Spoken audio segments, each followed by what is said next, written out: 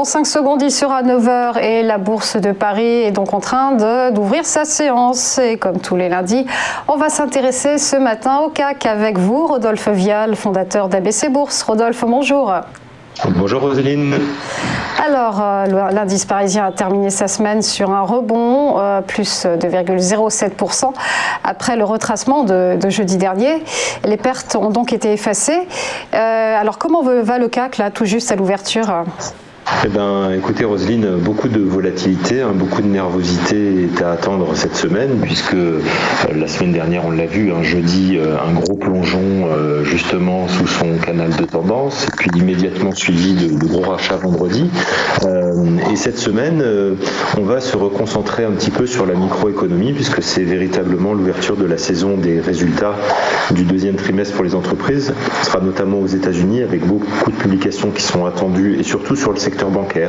Alors c'est un secteur d'ailleurs sur lequel il n'y a pas grand chose à attendre, puisque ce sont des sociétés qui évoluent quand même dans un environnement de taux très faible. Donc peut-être la semaine suivante on en saura un petit peu plus sur les secteurs des services et de l'industrie, mais là voilà, on se concentrera sur les banques. Deuxième chose également, c'est toujours l'évolution de la situation sanitaire avec la propagation du variant Delta du coronavirus. Et là aussi, quelques inquiétudes, malgré tout tempérées, puisque dans les pays occidentaux, la vaccination a atteint quand même des paliers importants. Et donc, bon, c'est un demi-stress pour les investisseurs.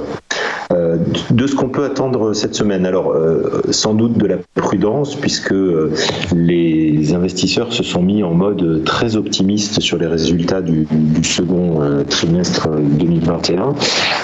Ils attendent beaucoup de révisions à la hausse des entreprises, donc c'est le facteur de soutien que le marché attend pour pousser un petit peu plus haut. On est sur les records à Wall Street. En Europe, on n'en est pas très loin non plus. Mais voilà, maintenant, les grandes questions, c'est quel va être le rythme de croissance après ce premier trimestre tonitruant, quelles sont les perspectives qui seront délivrées par les chefs d'entreprise. Donc, il y a beaucoup d'interrogations qui vont être levées dans les prochaines semaines.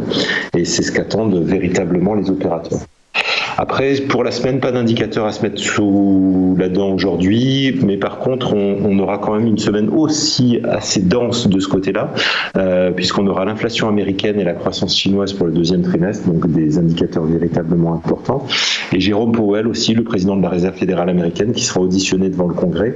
Et là aussi, attention, toujours, on est attentif à la moindre petite phrase, au moindre petit commentaire sur la hausse des prix, l'éventuel ralentissement des rachats d'actifs. Voilà. Roselyne, c'est un petit peu l'environnement dans lequel on évolue.